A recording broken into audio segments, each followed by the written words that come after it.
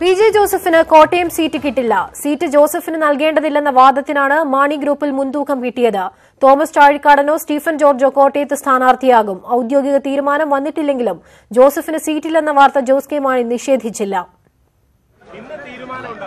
ഇത് കഴിഞ്ഞിട്ട് party leader തന്നെ പറയും ഇന്ന് പറ്റുമോ നാളെയാണെന്നോളൂ. എല്ലാവരുമായിട്ട് ബന്ധപ്പെടണമല്ലോ, ഇന്നല്ലെങ്കിൽ നാളെ. കേരള കോൺഗ്രസ് മറ്റൊരു പിളർപ്പിലേക്ക് പോകുമോ എന്ന ആകാംക്ഷയിലാണ് രാഷ്ട്രീയ കേരളം. വിവരങ്ങളുമായി ജി ശ്രീജിത്ത് ചേരുകയാണ്. ശ്രീജിത്ത്, ഏറെ ദിവസത്തെ അഭ്യൂഹങ്ങൾക്ക് വിരാമമായിരിക്കുകയാണ്. പ്രഖ്യാപനം ഉണ്ടായില്ലെങ്കിൽ പോലും പി.ജെ. ജോസഫ് സ്ഥാനാർത്ഥിയാകില്ല എന്ന വാർത്തകൾ പുറത്തു വരികയാണ്. എത്രത്തോളം ഈ വാർത്തയ്ക്ക് മുൻതൂക്കം നൽകേണ്ടതുണ്ട്? മറ്റൊരു പ്രധാനപ്പെട്ട കാര്യം കൂടി, സീറ്റ് ലഭിച്ചില്ല എന്നുണ്ടെങ്കിൽ ഒരു പിളർപ്പിലേക്ക് നീങ്ങാൻ പോലും താൻ മടിക്കില്ല എന്നുള്ള തരത്തിലുള്ള വാദങ്ങൾ പി.ജെ. ജോസഫിന്റെ ഭാഗത്തു നിന്നും ഉണ്ടായിരുന്ന സാഹചര്യം കൂടി നമ്മൾ കണക്കിലെടുക്കേണ്ടതുണ്ട്. അമീന, ഇതിൽ ഏറ്റവും നിർണായകമായ തീരുമാനം ഉണ്ടായിരിക്കുന്നത് ജോസഫിന് സീറ്റില്ല എന്ന കാര്യം മാത്രമാണ്. പകരം സ്ഥാനാർത്ഥി ആര് എന്ന കാര്യത്തിൽ ഇനിയും ഒരു ധാരണയിലെത്തിയിട്ടില്ല. തോമസ് ചാഴിക്കാടിന് മുൻഗണന ഉണ്ട് എന്നതാണ് മാണി ഗ്രൂപ്പ് നേതാക്കൾ നൽകുന്ന സൂചന. ഒപ്പം സ്റ്റീഫൻ ജോർജിന്റെ പേരും സജീവമായി തന്നെ പരിഗണനയിലാണ്. ഏതാണ്ട് 6 മണിവരെ വിവിധ മണ്ഡല നേതാക്കളുമായി കെ മാണി ചർച്ച നടത്തിയിരുന്നു. അതിനുശേഷം കെ മാണി പുറത്തേക്ക് പോവുകയാണ് ഉണ്ടായിരുന്നത്. മാണി എവിടെയാണ് എന്നത് സംബന്ധിച്ച് മാണി ഗ്രൂപ്പ് നേതാക്കളോ പേഴ്സണൽ സ്റ്റാഫോ യാതൊരു വിവരവും ഇപ്പോൾ പുറത്തു നൽകുന്നില്ല. ഇക്കാര്യങ്ങളിൽ പലരുമായും ചർച്ച നടത്തേണ്ടതുണ്ട് എന്ന നിലപാട് മാത്രമാണ് കെ മാണിയുമായി ബന്ധമുള്ളവർ പങ്കുവയ്ക്കുകയും ചെയ്യുന്നത്. എന്തായാലും ഈ രാത്രി തീർച്ചയായും രാഷ്ട്രീയ നീക്കങ്ങളുടെ രാത്രി തന്നെ എന്ന് തന്നെ വിശേഷിപ്പിക്കേണ്ടി വരും. പി.ജെ. ജോസഫും ഒട്ടും പിന്നോട്ടേക്ക് പോകാനുള്ള സാധ്യതയില്ല എന്ന നിലപാടാണ് ഇപ്പോൾ നമുക്ക് ലഭിക്കുന്നത്. ജോസഫ് എന്ത് നിലപാടെടുക്കുന്നു എന്നുള്ളത് മാണി ഔദ്യോഗികമായി സ്വന്തം തീരുമാനം പുറത്തു പറഞ്ഞ ശേഷം മാത്രമായിരിക്കും നമുക്ക് ജോസഫിന്റെ ഒരു പ്രതികരണത്തിലേക്ക് കടക്കാൻ കഴിയുക. ജോസഫ് തന്നെ ഒരുപക്ഷെ കെ എം മാണി ജോസഫ് കൂടിക്കാഴ്ച പോലും ഉണ്ടാകാനുള്ള സാധ്യതയുണ്ട് എന്നതാണ് നമുക്ക് ലഭ്യമാകുന്ന വിവരം. എന്തായാലും കേരള കോൺഗ്രസിൽ തിരക്ക് പിടിച്ച രാഷ്ട്രീയ നീക്കങ്ങൾ തന്നെയാണ് നടക്കുന്നത്. അമീന. ശരി ശ്രീജിത്ത്. പി.ജെ. ജോസഫിനോട് കെ എം മാണി കാണിച്ചത് കൊടും ക്രൂരതയെന്ന് പി.സി. George MLA. എൽ.ഡി.എഫ് സ്ഥാനാർത്ഥി വി.എൻ. വാസവനെ ജയിപ്പിക്കാനുള്ള നീക്കമാണ് മാണി നടത്തുന്നതെന്നും പി.സി. ജോർജ് ന്യൂസ് 18നോട് പറഞ്ഞു. ഇത് മനഃപൂർവ്വം ജോസഫിനെ അപമാനിച്ചു എന്ന് മാത്രമല്ല, രാഷ്ട്രീയമായി അദ്ദേഹത്തെ ചെയ്യാവുന്ന ഏറ്റവും വലിയ ക്രൂരത ജോസഫോട് കാണിച്ചു എന്ന് പറയാതിരിക്കാൻ പറ്റില്ല. ഇവിടെ വാസവനെ ജയിപ്പിക്കണമെന്ന് മാണിക്ക് നിർബന്ധമാണ്. കാരണം ജോസ് കെ മാണിയും വാസവനും കൂടി കഴിഞ്ഞ ജില്ലാ പഞ്ചായത്തിൽ ചെറിയ കച്ചവടം നടത്തുന്നത് കേരളത്തിലെ ജനങ്ങൾക്ക് മുഴുവൻ അറിയാം, എം.എൽ.എമാർക്ക് മുഴുവൻ അറിയാം. ആ കെ.സി. Joseph MLA. ഉണ്ടെന്ന് വിളിച്ചു ചോദിച്ചാൽ അദ്ദേഹം പറയും. ഞാൻ പറഞ്ഞൊന്നും വേണ്ട, കെ.സി. ജോസഫ് കൂടെ ഒന്ന് നിങ്ങൾ വിളിച്ചു ചോദിക്കൂ. ആ കച്ചവടത്തിന് പ്രത്യുപകാരം ജോസ് കെ മാണി ചെയ്യണം. വാസവന് തന്നെ എം പി ആക്കാൻ പറ്റുമോ എന്ന് ഒരു ശ്രമം ന്യായമല്ല. ഇങ്ങോട്ടൊരു സഹായം ചെയ്തു, അങ്ങോട്ടൊരു സഹായം ചെയ്തു. ലോക്സഭാ തെരഞ്ഞെടുപ്പിനായുള്ള കോൺഗ്രസ് സ്ഥാനാർത്ഥി പട്ടികയിൽ ഇന്നും തീരുമാനമായില്ല. സ്ക്രീനിംഗ് കമ്മിറ്റി വെള്ളിയാഴ്ച വീണ്ടും യോഗം ചേരും. ആലപ്പുഴ, വയനാട്, ഇടുക്കി സീറ്റുകളിലാണ് അവ്യക്തത തുടരുന്നത്. എറണാകുളത്ത് കെ.വി. തോമസ് തുടരണോ എന്നതിൽ തീരുമാനം രാഹുൽ ഗാന്ധിക്ക് വിട്ടു. വടകരയിൽ മുല്ലപ്പള്ളിയെങ്കിൽ കെ.കെ. രമയെ പിന്തുണയ്ക്കുമെന്ന ആവശ്യമുയർന്നു. മത്സരിക്കാനില്ലെന്ന നിലപാടിൽ ഉറച്ചു നിൽക്കുകയാണ് ഉമ്മൻചാണ്ടിയും മുല്ലപ്പള്ളിയും. പ്രാഥമിക പട്ടികയിൽ ഡൽഹി ചർച്ച 5 മണിക്കൂർ നീണ്ടു. പക്ഷേ തീരുമാനത്തിലെത്തിയില്ല. ഇതോടെയാണ് സ്ക്രീനിംഗ് കമ്മിറ്റി വീണ്ടും വെള്ളിയാഴ്ച ചേരാൻ തീരുമാനിച്ചത്. മുകുൾ വാസ്നിക് അധ്യക്ഷനായ സമിതി PJ. Kurian, PC. Chacko, VD. Satheesan, K. Sudhakaran എന്നീ നേതാക്കളുടെ അഭിപ്രായമാരാഞ്ഞു. മുതിർന്ന നേതാക്കളായ ഉമ്മൻചാണ്ടിയും മുല്ലപ്പള്ളി രാമചന്ദ്രനും കെ.സി. വേണുഗോപാലും മത്സരിക്കണമെന്നാണ് ഉയർന്ന പൊതുവികാരം. എന്നാൽ മത്സരിക്കാനില്ലെന്ന നിലപാടിൽ ഇവർ ഉറച്ചുനിന്നു. ഇതോടെ വടകര, ഇടുക്കി, ആലപ്പുഴ സീറ്റുകളുടെ കാര്യത്തിൽ അനിശ്ചിതത്വമായി. ഈ 3 സീറ്റുകളിലെ തീരുമാനം മറ്റ് മണ്ഡലങ്ങളെ കൂടി സ്വാധീനിക്കും. Tomorrow is the working committee and then Congress president will be going to Tamil Nadu and Kerala. And after Congress president's visit to Kerala, on the 15th morning we will have our meeting and finalize our recommendations. ഇത്തവണ മത്സരിക്കില്ലെന്ന വാർത്ത K. Sudhakaran തന്നെ തിരുത്തി. സുധാകരൻ കണ്ണൂരിൽ തന്നെ ഇറങ്ങും. മത്സരിക്കാൻ ബാധ്യസ്ഥനാണ്. മത്സരിക്കുമെന്നല്ല, മത്സരിക്കാൻ പാർട്ടിയിൽ നിൽക്കുന്ന കാലം വരെ ഞാൻ ബാധ്യസ്ഥനാണ്. എറണാകുളം മണ്ഡലത്തിൽ കെ.വി. തോമസിനെ മാറ്റണമെന്ന ആവശ്യമുയർന്നു. ഹൈബീഡിന്റെ പേരാണ് പകരമുയർന്നത്. എന്നാൽ സിറ്റിംഗ് എം.പിയെ മാറ്റണമെങ്കിൽ കോൺഗ്രസ് അധ്യക്ഷന്റെ അനുമതി വേണം. ആലപ്പുഴയിൽ കെ.സി. വേണുഗോപാൽ പിന്മാറിയതോടെ അടൂർ പ്രകാശും ഷാനിമോൾ ഉസ്മാനും പട്ടികയിൽ ഇടം പിടിച്ചു. ഉമ്മൻചാണ്ടി മത്സരിക്കാൻ തയ്യാറായാൽ പത്തനംതിട്ടയിൽ നിന്ന് ആന്റോ ആന്റണിയെ ഇടുക്കിയിലേക്ക് മാറ്റും. Sitting എം.പിമാരായ Kodikunnil Suresh, MK. രാഘവൻ, ശശി തരൂർ എന്നിവർ തുടരും. ഷാനിമോൾ ഉസ്മാനും ടി സിദ്ദിഖും ശക്തമായ അവകാശവാദവുമായി രംഗത്തെത്തിയെങ്കിലും വയനാട് മണ്ഡലത്തെപ്പറ്റി ചർച്ചകളുണ്ടായില്ല. കാസർഗോഡ് ബി സുബ്ബയ്യറായി തന്നെയാകും സ്ഥാനാർത്ഥി. തിരഞ്ഞെടുപ്പ് പ്രഖ്യാപിച്ചിട്ടും കോൺഗ്രസിൽ ചർച്ചകൾ തുടരുക തന്നെയാണ്. മുതിർന്ന നേതാക്കൾ മത്സരിക്കാനില്ലെന്ന് പ്രഖ്യാപിച്ചതോടെയാണ് പാർട്ടി കൂടുതൽ പ്രതിസന്ധിയിലായത്. കോൺഗ്രസ് വാർ റൂമിന് മുന്നിൽ നിന്നും ക്യാമറമാൻ ബിനു ബേസിലിനൊപ്പം എം ഉണ്ണികൃഷ്ണൻ, ന്യൂസ് 18. ലോക്സഭാ തെരഞ്ഞെടുപ്പിനുള്ള ബിജെപി സ്ഥാനാർത്ഥി നിർണയം വൈകുന്നു. പത്തനംതിട്ട, പാലക്കാട് മണ്ഡലങ്ങളിലെ സ്ഥാനാർത്ഥി നിർണയത്തിൽ ആശയക്കുഴപ്പമുണ്ട്. സ്ഥാനാർത്ഥി പട്ടികയ്ക്ക് അന്തിമ രൂപം നൽകാനുള്ള കോർ കമ്മിറ്റി യോഗം കോട്ടയത്ത് പുരോഗമിക്കുകയാണ്. വിവരങ്ങളുമായി ശ്യാം ദേവരാജ് ചേരുന്നു. ശ്യാം, യോഗം എങ്ങനെ പുരോഗമിക്കുന്നു? മറ്റൊരു കാര്യം, പത്തനംതിട്ട, പാലക്കാട് മണ്ഡലങ്ങളിലെ ഈ ഒരു അവ്യക്തത തുടരുന്ന സാഹചര്യമുണ്ടല്ലോ, അതിന് കാരണം എന്താണ്?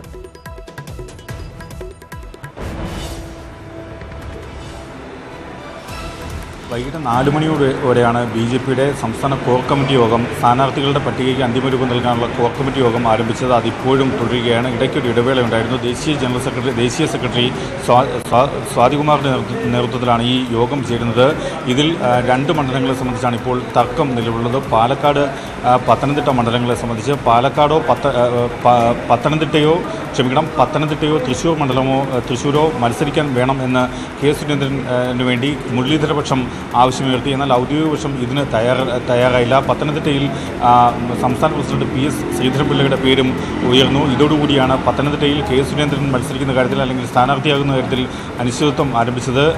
മറ്റൊന്ന് പാലക്കാടിനെ സംബന്ധിച്ചാണ്. പാലക്കാട് ശോഭാ സുരേന്ദ്രൻ, സംസ്ഥാന ജനറൽ സെക്രട്ടറി ശോഭാ സുരേന്ദ്രൻ സ്ഥാനാർത്ഥിയാകണമെന്നാണ് ഒരു വിഭാഗം ആവശ്യപ്പെടുന്നത്. എന്നാൽ അതേസമയം ജില്ലാ കമ്മിറ്റി മുന്നോട്ട് വയ്ക്കുന്നത് പ്രാദേശിക നേതാവായ കൃഷ്ണകുമാറിൻ്റെ പേരാണ്. ഇതിന് അവിടുത്തെ ജില്ലാ കമ്മിറ്റിക്ക്, പാലക്കാട് ജില്ലാ കമ്മിറ്റിക്ക് കൃഷ്ണകുമാറിൻ്റെ പേരിനോടാണ് കൂടുതൽ താല്പര്യവും. ഇത് തന്നെയാണ് ഈ 2 സീറ്റുകളിലും തർക്കം മുറുകാൻ കാരണം. മാത്രമല്ല, തൃശ്ശൂർ സീറ്റിനെ സംബന്ധിച്ച് BDJS മത്സരിക്കുമോ എന്ന കാര്യത്തിൽ ഒരു അനിശ്ചിതത്വം നിലനിൽക്കുന്നുണ്ട്. കാരണം നിലവിൽ BDJSന് 4 സീറ്റാണ് നൽകിയിട്ടുള്ളത്.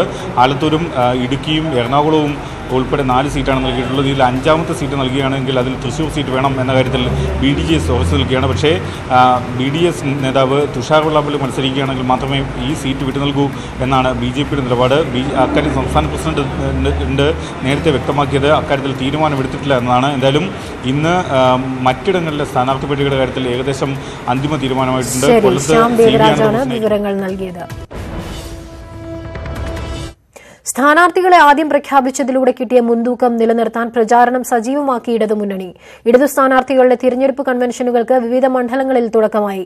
ഇടതുപക്ഷത്തിന്റെ എതിരാളികൾ വലിയ തോതിൽ പണമൊഴുക്കിയാണ് ഈ തിരഞ്ഞെടുപ്പ് നേരിടാൻ പോകുന്നതെന്ന് മുഖ്യമന്ത്രി പിണറായി വിജയൻ ആറ്റിങ്ങലിൽ പറഞ്ഞു.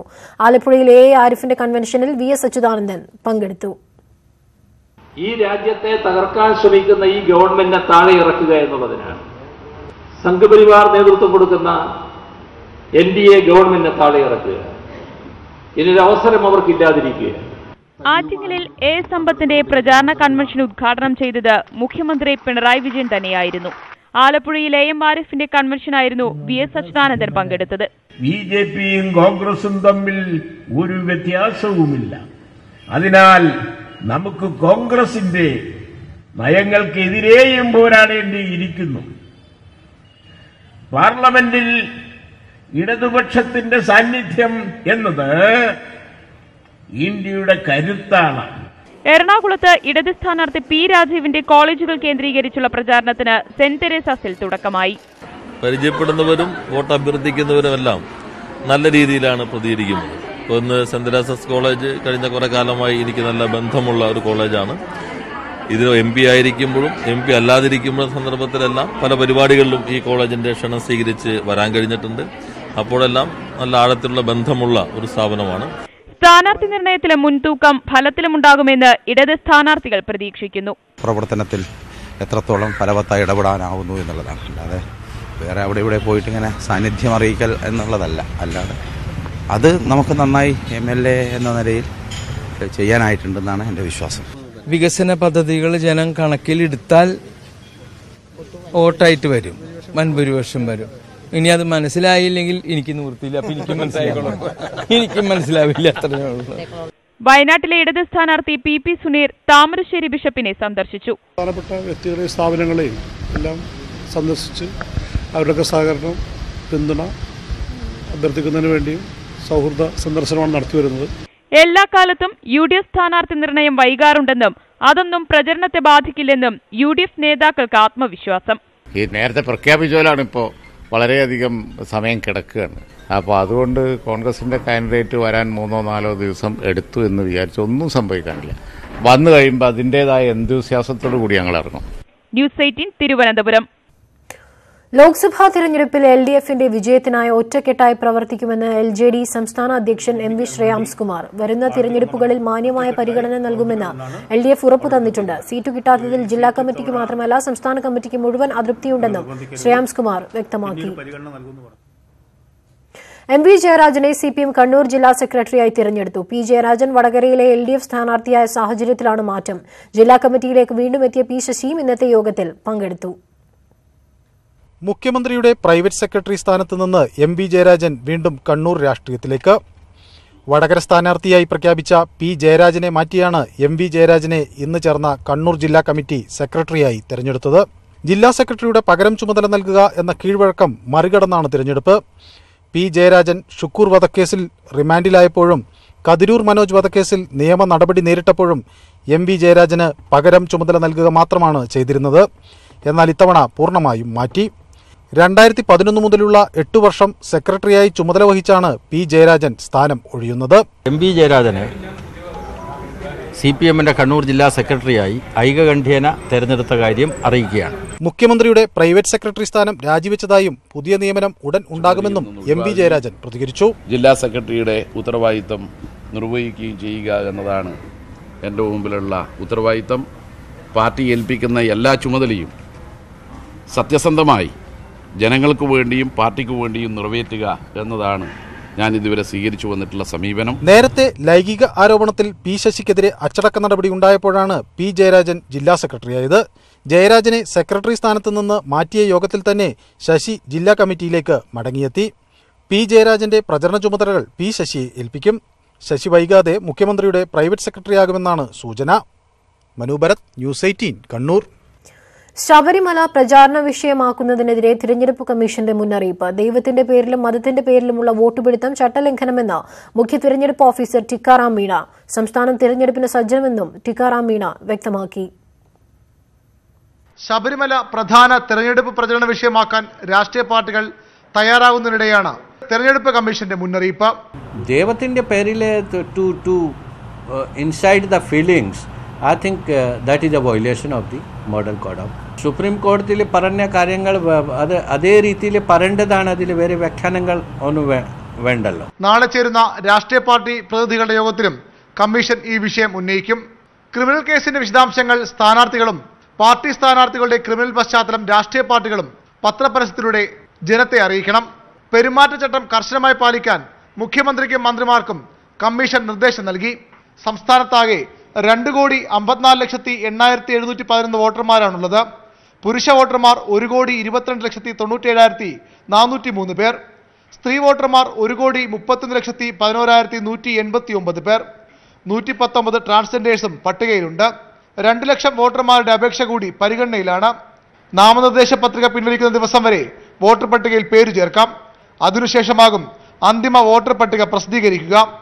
ഏറ്റവും കൂടുതൽ വോട്ടർമാരുള്ള ജില്ല മലപ്പുറം, 30,47,923 പേർ.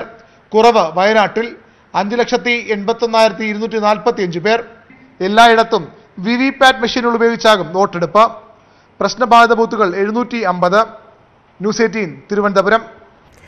ശബരിമല വിഷയം ചർച്ച ചെയ്യാൻ പാടില്ലെന്ന തെരഞ്ഞെടുപ്പ് കമ്മീഷന്റെ തീരുമാനം തെറ്റെന്ന് KPCC working president K Sudhakaran. Commission തീരുമാനത്തിൽ നിന്ന് പിന്മാറിയില്ലെങ്കിൽ നിയമാനുസൃതമായ നടപടികളിലേക്ക് UDF നീങ്ങും. കമ്മീഷൻ നടപ്പാക്കുന്നത് ആരുടെ നിർദ്ദേശമാണെന്നും പരിഹാസ്യമായ തീരുമാനം കമ്മീഷൻ പുനഃപരിശോധിക്കണമെന്നും സുധാകരൻ ആവശ്യപ്പെട്ടു. ശബരിമല വിഷയം ചർച്ച ചെയ്യാത്ത തിരഞ്ഞെടുപ്പ് കേരളത്തിൽ ഉണ്ടാകില്ലെന്നും അദ്ദേഹം കൂട്ടിച്ചേർത്തു. കഴിഞ്ഞ 10-15 വർഷക്കാലമായി ഉത്തരേന്ത്യൻ രാഷ്ട്രീയം ഇവിടെ രാമജന്മക്ഷേത്രവും രാമജന്മഭൂമിയും ചർച്ചാ വിഷയമാക്കി മാറ്റിയാണ് ഇന്ത്യൻ രാഷ്ട്രീയ മണ്ഡലത്തിന്റെ സിനാറിയോ മാറി മറിഞ്ഞുകൊണ്ടിരിക്കുന്നത്. അതൊരു യാഥാർത്ഥ്യമായിരിക്കെ കേരളത്തിലെ ശബരിമല വിഷയം സംസാരിക്കാൻ ചർച്ച ചെയ്യപ്പെടാൻ പാടില്ല എന്ന് പറയുന്നത് തികച്ചും അന്യായമാണ്. അങ്ങനെ പറയാൻ തെരഞ്ഞെടുപ്പ് കമ്മീഷൻ അധികാരമുണ്ടോ എന്ന കാര്യത്തിലും സംശയമാണ്. തെരഞ്ഞെടുപ്പ് കമ്മീഷൻ അതിൻ്റെ പുറത്ത് സ്റ്റിക്ക് ഓൺ ചെയ്യുകയാണെങ്കിൽ നിയമാനുസൃതമായ നടപടിക്ക് UDF സംവിധാനം കേരളത്തിൽ കോടതിയെ സമീപിക്കേണ്ടി വരും എന്നതാണ് ഞങ്ങൾ എടുത്ത തീരുമാനം. ശബരിമലയിലെ സർക്കാർ നിലപാട് ചർച്ച ചെയ്യരുതെന്ന് നിർദ്ദേശിക്കാൻ തിരഞ്ഞെടുപ്പ് കമ്മീഷൻ അധികാരമില്ലെന്ന് ബിജെപി സംസ്ഥാന ജനറൽ സെക്രട്ടറി കെ സുരേന്ദ്രൻ.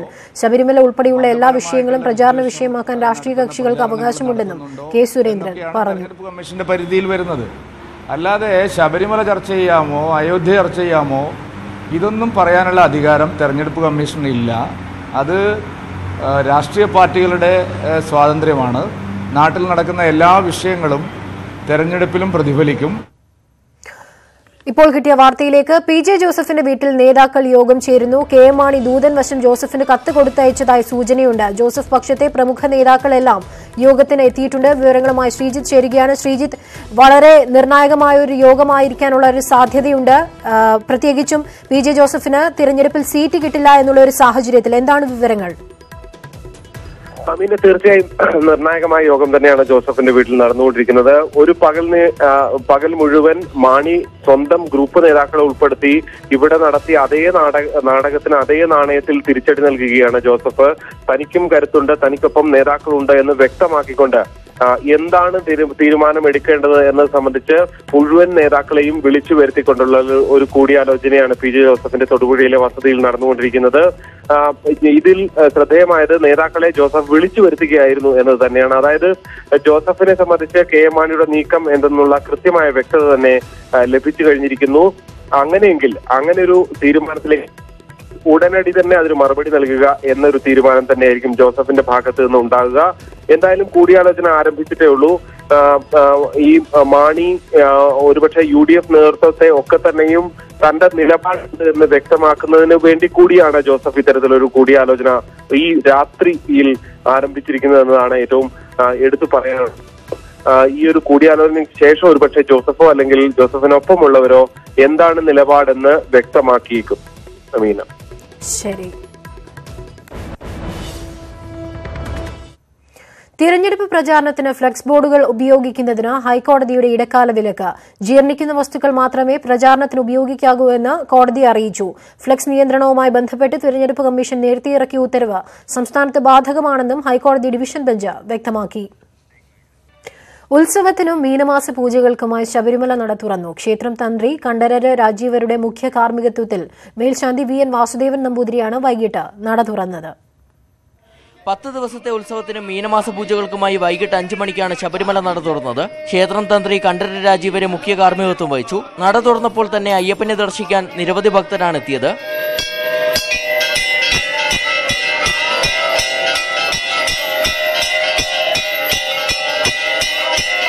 തുടർന്ന് ശ്രീകോവിലിന്റെ സ്വർണം പൂശിയ പുതിയ വാതിലിന്റെ സമർപ്പണ ചടങ്ങ് നടന്നു. നാളെ രാവിലെ 7:30 ഉത്സവത്തിന് കൊടിയേറുക. ക്ഷേത്രതന്ത്രി കണ്ഠരര് രാജീവരുടെ കാർമ്മികത്വത്തിലാണ് കൊടിയേറ്റ ചടങ്ങ്. ഈ മാസം 21 തിരു ആറാട്ട് എഴുന്നള്ളിപ്പും പമ്പ ആറാട്ടും നടക്കുക. ഉത്സവത്തോടനുബന്ധിച്ച് സന്നിധാനത്തും പമ്പയിലും നിലയ്ക്കലിലും കനത്ത സുരക്ഷാ ക്രമീകരണങ്ങൾ ഒരുക്കിയിട്ടുണ്ട്. വനിതാ പോലീസ് അടക്കം 1000-ഓളം പോലീസുകാരെയാണ് സുരക്ഷയ്ക്കായി നിയോഗിച്ചിരിക്കുന്നത്.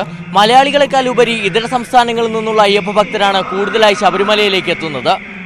21-ാം തീയതി നടക്കുന്ന പമ്പ ആറാട്ടോടുകൂടി ഉത്സവത്തിന് സമാപനമാകും.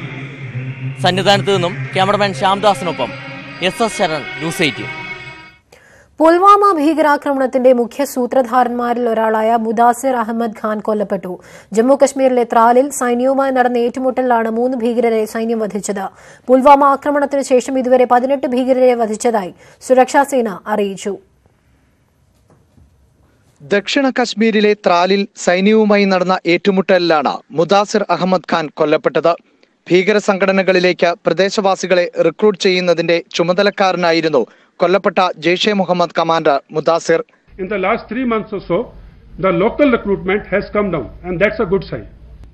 What I have told you is that the leadership of the JEM has been hit and hit very badly, and it is work in progress, and we are still continuing to do it. As we are sitting here now also, before I moved in, a very solid information had just come in. പുൽവാമയിലെ ചാവേർ ആക്രമണത്തിന് ആവശ്യമായ വാഹനവും സ്ഫോടക വസ്തുക്കളും എത്തിച്ചത് ഇയാളാണെന്നും അന്വേഷണ ഉദ്യോഗസ്ഥർക്ക് തെളിവ് ലഭിച്ചിരുന്നു. പുൽവാമയിൽ സ്ഫോടനം നടത്തിയ ചാവേർ ആദിൽ അഹമ്മദ് മുസാദിർ ഖാനുമായി നിരന്തരം ബന്ധപ്പെട്ടിരുന്നുവെന്നും ഉദ്യോഗസ്ഥർ പറഞ്ഞു. 2018 ഫെബ്രുവരിയിൽ സുൻജാവാനിലെ സൈനിക ക്യാമ്പ് ആക്രമിച്ച് 6 സൈനികരെ കൊലപ്പെടുത്തിയ സംഭവത്തിലും മുദാസിർ ഖാന് പങ്കുണ്ട്. പുൽവാമ ആക്രമണത്തിന് ശേഷം ഇതുവരെ 18 ഭീകരരെ വധിച്ചതായി സുരക്ഷാസേന അറിയിച്ചു. 2019 ഇതുവരെ 44 ഭീകരരെ വധിച്ചു. 2018 1629 തവണ പാകിസ്ഥാൻ വെടിനിർത്തൽ ലംഘിച്ചു. ഈ വർഷം ഇതുവരെ 498 തവണ പാകിസ്ഥാൻ വെടിനിർത്തൽ ലംഘിച്ചതായും ജനറൽ KJS ധില്ലൻ വ്യക്തമാക്കി. ന്യൂസ് 18 ഡൽഹി. വൈത്തിരിയിൽ നടന്ന പോലീസ് മാവോയിസ്റ്റ് ഏറ്റുമുട്ടലിൽ മജിസ്റ്റീരിയൽ അന്വേഷണം പ്രഖ്യാപിച്ചു. വയനാട് ജില്ലാ കളക്ടർ AR അജയ്കുമാറിനാണ് അന്വേഷണ ചുമതല. അന്വേഷണം നടത്തി 6 മാസത്തിനുള്ളിൽ റിപ്പോർട്ട് സമർപ്പിക്കാനാണ് നിർദ്ദേശം. ഏറ്റുമുട്ടൽ കൊലപാതകം നടന്നാൽ പോലീസ് അന്വേഷണത്തിനൊപ്പം മജിസ്ട്രേറ്റ് തല അന്വേഷണം നടത്തണമെന്ന നിയമ നടപടി ചൂണ്ടിക്കാട്ടി സംസ്ഥാന പോലീസ് മേധാവി നൽകിയ കത്തിന്റെ അടിസ്ഥാനത്തിലാണ് അന്വേഷണത്തിന് ഉത്തരവിട്ടത്. മാർച്ച് 6-നാണ് വയനാട് വൈത്തിരി ലക്കിടിയിലുള്ള ഉപവൻ റിസോർട്ട് പരിസരത്ത് വെച്ച് മാവോയിസ്റ്റുകളും പോലീസും തണ്ടർബോൾട്ടും തമ്മിൽ വെടിവെപ്പ് നടന്നത്. വെടിവെപ്പിൽ മാവോയിസ്റ്റ് നേതാവ് ജലീൽ കൊല്ലപ്പെട്ടിരുന്നു. സർഫ് എക്സലിന്റെ ഹിന്ദു മുസ്ലിം സൌഹാർദ്ദ പരസ്യത്തിനെതിരെ ബഹിഷ്കരണാഹ്വാനവുമായി തീവ്രമത സംഘടനകൾ. പരസ്യം ഹിന്ദുത്വത്തെ അവഹേളിക്കുന്നതാണെന്ന പ്രചാരണം സാമൂഹിക മാധ്യമങ്ങളിൽ ശക്തമായി. ചില മുസ്ലിം സംഘടനകളും പരസ്യത്തിനെതിരെ രംഗത്തെത്തി. പ്രതിഷേധം രൂക്ഷമായിട്ടും ഹിന്ദുസ്ഥാൻ യൂണിലീവർ പരസ്യം പിൻവലിച്ചിട്ടില്ല. നിറങ്ങൾ നമ്മെ ഒന്നിപ്പിക്കുന്നുവെന്ന 1 മിനിറ്റ് പരസ്യമാണ് വൻ വിവാദമായത്. മുസ്ലിം ചങ്ങാതിയെ ഹോളി ആഘോഷ ദിവസം വസ്ത്രത്തിൽ നിറം പുരളാതെ പള്ളിയിലെത്തിക്കുന്ന ഹിന്ദു പെൺകുട്ടിയാണ് പരസ്യത്തിലെ നായിക.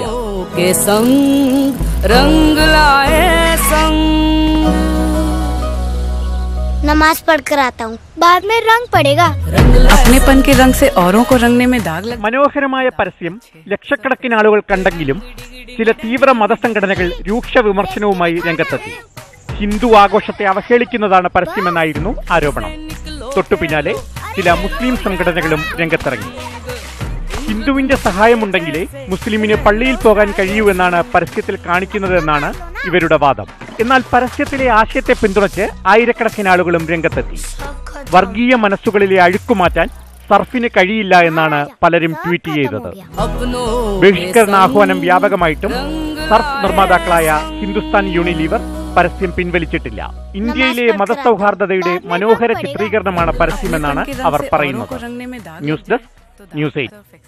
നടൻ മോഹൻലാലും ഗായകൻ KG ജയനും സ്വാമി വിശുദ്ധാനന്ദയും പത്മ പുരസ്കാരങ്ങൾ ഏറ്റുവാങ്ങി. അർഹരായ 112 പേരിൽ 56 പേർക്കാണ് ഇന്ന് പുരസ്കാരം സമ്മാനിച്ചത്. രാഷ്ട്രപതി ഭവനിൽ നടന്ന ചടങ്ങിലാണ് രാജ്യത്തെ ഏറ്റവും വലിയ സിവിലിയൻ പുരസ്കാരങ്ങൾ സമ്മാനിച്ചത്. അന്തരിച്ച മാധ്യമപ്രവർത്തകൻ കുൽദീപ് നയ്യാറിനു വേണ്ടി ഭാര്യ ഭാരതി നയ്യാർ പുരസ്കാരം സ്വീകരിച്ചു. ഇടുക്കി പ്രസ് ക്ലബ് ഏർപ്പെടുത്തിയ KP ഗോപിനാഥ് മാധ്യമ പുരസ്കാരം news 18 channel Thrissur senior reporter Suvi Vishwanath ഏറ്റുവാങ്ങി. തൊടുപുഴ പ്രസ് ക്ലബ് ഹാളിൽ നടന്ന അനുസ്മരണ ചടങ്ങിൽ municipal chairperson professor Jessy Antony പുരസ്കാരം സമ്മാനിച്ചു. പ്രളയത്തിന്റെ പശ്ചാത്തലത്തിൽ സംരക്ഷണം ചെയ്ത തോൽക്കാത്ത പങ്കജാക്ഷിയും സുഭദ്രയും എന്ന വാർത്തയാണ് അവാർഡിന് അർഹമായത്. 10,000 രൂപയും ഫലകവും അടങ്ങുന്നതാണ് അവാർഡ്. ചിന്തിക്കേണ്ടത്. ബിഷപ്പ് ഫ്രാങ്കോ മുളയ്ക്കൽ കേസിൽ കന്യാസ്ത്രീ സമരത്തെ പിന്തുണച്ചതിന് അച്ചടക്ക നടപടി നേരിടുന്ന സിസ്റ്റർ ലൂസി കളപ്പുരയ്ക്കൽ വിശദീകരണം നൽകാനായി മദർ ജനറാളിന് മുൻപാകെ ഹാജരായി. അച്ചടക്ക നടപടിയിൽ കൂടുതൽ വിശദീകരണം ആവശ്യപ്പെട്ടിട്ടില്ലെന്നും കൌൺസിൽ കൂടി തീരുമാനം അറിയിക്കാമെന്നും മദർ ജനറാൾ അറിയിച്ചതായും ലൂസി കളപ്പുരയ്ക്കൽ പറഞ്ഞു.